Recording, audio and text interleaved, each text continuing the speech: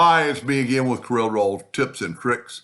Pretty cool flower or rain design and got some elements to it that are pretty cool. I thought I'd share how I made it.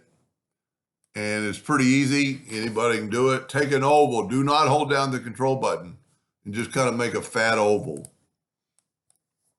Then we're going to Control D and make a duplicate by double clicking on it and move it down where it says quadrant. And we're going to rotate it 12 degrees. And then I'm going to Control D again, which I don't like. So you can either back up or hit the plus key on your keyboard. It'll do the same thing. And make it a negative. So I'm going to go 360 minus 12 degrees, and you get that right there. Now to get this look, we need to draw a line from pretty much about right in there to there. You don't want it too low. You don't want it too high. I'm a little bit low, I think. Get your shape tool. You can move it up a little bit. You want to kind of make it look continuous. Then we're going to take and cut away this line and that line. And well, matter of fact, we can just take that graphic away. So there's my arch. And you could change it, make it fatter, whatever. I'm going to fill that in with the Smart Fill tool. I'm going to use orange this time. I'm going to fill that in, nudge it over, fill that in, and nudge it over. So now I got the two parts. I'm going to take the first part on the right.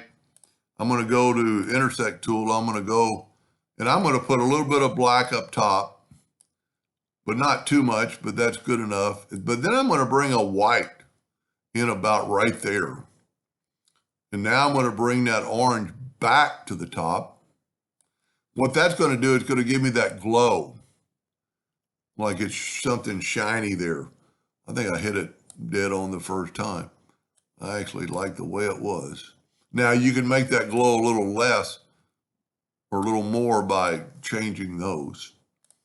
Now we're just going to take this one, select it first, go to the Intersect tool or,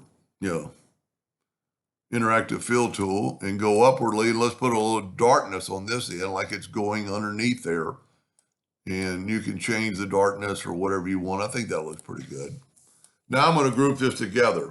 Now this doesn't work perfectly 100% of the time because you don't really know where to rotate that guy. And you can use any rotation. I use 60 degrees. So I'm going to Control D and make a duplicate. And I'm going to move this down until it says node. Then I'm going to rotate it 60 degrees. And then I'm going to Control D again, Control D again, Control D again. Now I got lucky and I put it in the right spot because that makes that flower design in the middle equal. That looks pretty cool. If we take our black box in and bring it in, it actually makes it stand out. Makes it kind of pop. Anyway, kind of a fun project. Hope that helped. Thank you for watching.